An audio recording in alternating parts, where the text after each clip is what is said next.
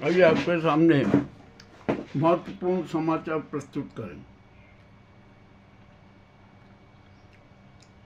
Iran, Israel और America के बीच युद्ध के समाचार प्राप्त हो रहे हैं। वे भी अपने आप में बड़े विचित्र हैं। अभी अभी समाचार में अब पुष्टि हो गई कि ईरान के धर्मगुरु खेमनोई शहीद हो गए। वो कल ही शहीद हो गए थे। मामला बड़ा था, कंफर्म किया जा रहा था कि हुए कि नहीं। और अब ट्रंप ने और नेतन्याहू ने भी घोषणा कर दी कि खेमनोई शहीद हो गए, मार दिए गए। ईरानी मीडिया ने भी अब ये कंफर्म कर दिया कि खेमनोई शहीद हो गए हैं। इसी के बीच में ईरान की तरफ से एक दावा किया गया कि इजराइल के रक्षा मंत्री की भी मौत हो गई, उनको भी मार दिया गया। तेल अवीव और अन्य इजराइल के अनेक शहर धू धू कर जल उठेंगे। ईरान की तरफ से मिसाइलों की वर्षा की जा रही है, तब तबाही मची हुई है। और दूसरी तरफ अरब के 8 से 10 देशों में भी ईरान ने हमले किए हैं। मामला बड़ा गजब का हो गया। अब तो ईरान की स्थिति बड़ी विचित्र होगी। अरब के मुस्लिम राज भी अब तो ईरान के साथ नहीं रहे। ईरान ने बहुत बड़ी गलती कर दी। जो भी हुआ, खेमनोई शहीद हो गए हैं। अब मामला यहाँ पर भी नहीं रुका। ईरान की संपदा पर अपना अधिकार जमाने के लिए पुतिन ने घोषणा कर दी कि अब वे ईरान की तरफ से वे युद्ध लड़ेंगे। और पहले यूक्रेन का युद्ध 4 साल तक खींचा, तो जो ईरान का और अमेरिका इनके बीच का जो युद्ध चलेगा ना, वो कितना लंबा खींचेगा। और पुतिन का तो वो एक लक्ष्य है कि किसी भी तरीके से ईरान के परमाणु केंद्रों पर अपना अधिकार जमा लिया जाए। वो जमा भी रहे, जमा लो, कोई दिक्कत नहीं। क्या लेकिन पूरा विश्व है ना हलाकान है। कच्चे तेल के भाव में वृद्धि हो रही है, इजाफा हो रहा है। अब क्या कितना इजाफा होगा कह नहीं सकते। अभी ये जो आया था एक समाचार कि कच्चा तेल $100 प्रति बैरल हो सकता है। उसने शंका जताई कि $150 प्रति बैरल होगा। कुछ ने तो 200 से $300 प्रति बैरल तक की घोषणा कर दी।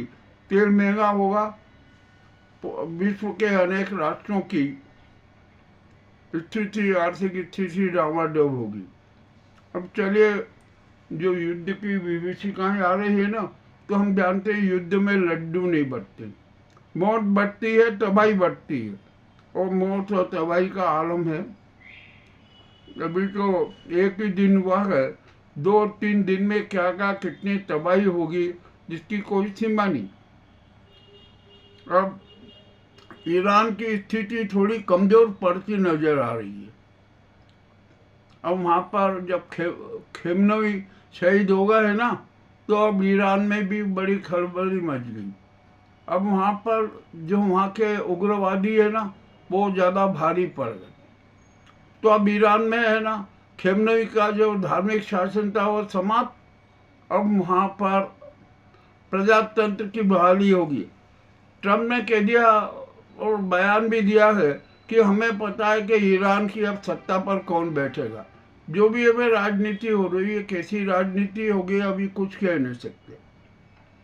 चीन ने बहुत अच्छा लाभ उठाया, उत्तर कोरिया ने अच्छा लाभ उठा लिया। ईरान को बहुत अपना युद्ध सामग्री भेज दी, हर तरह का हो गया। मामला भी है। अब देखते हैं कि रूस और अमेरिका और इजराइल के बीच कैसे स्थिति चलेगी। अभी अभी सूचना मिली है कि नेतन्याहू ने भी इजराइल छोड़ दिया, वह जाएंगे कहाँ, अमेरिका। अब यहाँ पर खेमनवी को लेकर सारी अफवाहें सब खत्म हो गई। खेमनवी शहीद हो गए हैं। अब ईरान में क्या होगा, प्रजातंत्र की बहाली होगी या क्या होगा, अभी कुछ कह नहीं सकते, क्योंकि युद्ध की स्थिति 3-4 दिन बाद क्लियर होगी। और वहाँ पर जो स्थिति बन रही है ना, और ये युद्ध लंबा भी चल सकता है, क्योंकि रूस को बीच में कूदेगा। अब मामला जो भी होना है, देखते हैं क्या होता है क्या नहीं होता है। ये युद्ध के ताज़ा समाचार आपके सामने प्रस्तुत हैं। अब तुर्की भी किसी योजना की टो में है, वो क्या करता है देखना है। अब तबाही तो मच गई, इजराइल भी तबाह हुआ, ईरान भी तबाह हुआ।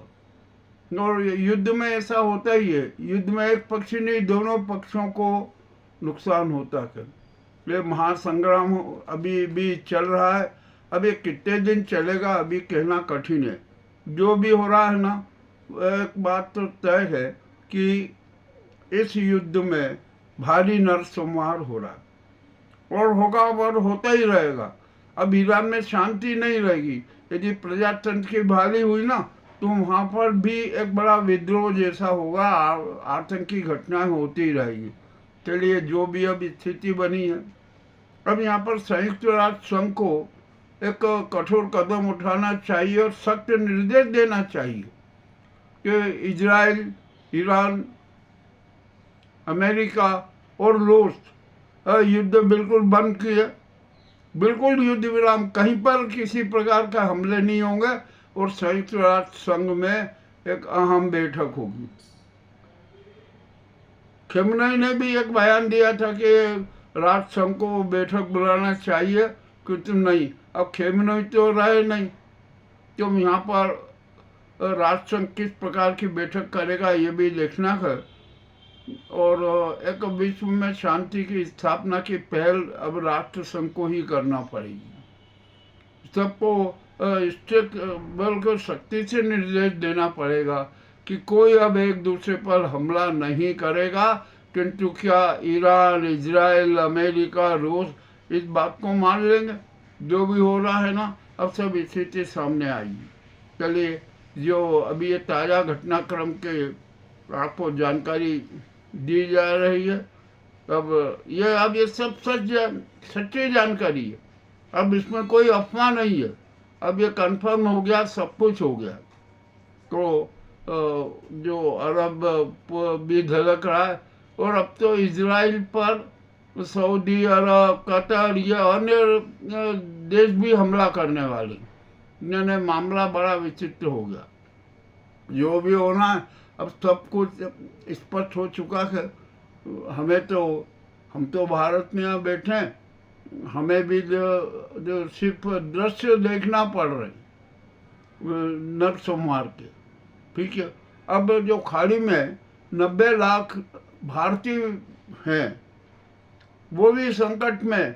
अब वो उन्हों को भी देश में वापस लाना पड़ेगा। 90 लाख लोगों को कैसे सुरक्षा के लिए लाएंगे, क्योंकि हवाई उड़ानें रद्द हैं। मामला बड़ा विचित्र हो गया। और यदि और युद्ध का विस्तार हुआ ना, तो भारतीय भी उसमें प्रभावित होंगे। जो भी हो रहा है सब देखते हैं। और मौत का तांडव तो पूरे विश्व में चल रहा है और चलता ही रहेगा। आपको ये नई नई जानकारियाँ हमने आपके सामने प्रेषित की है। आपको कैसी लगी हमें अवश्य बताएं। बहुत बहुत धन्यवाद।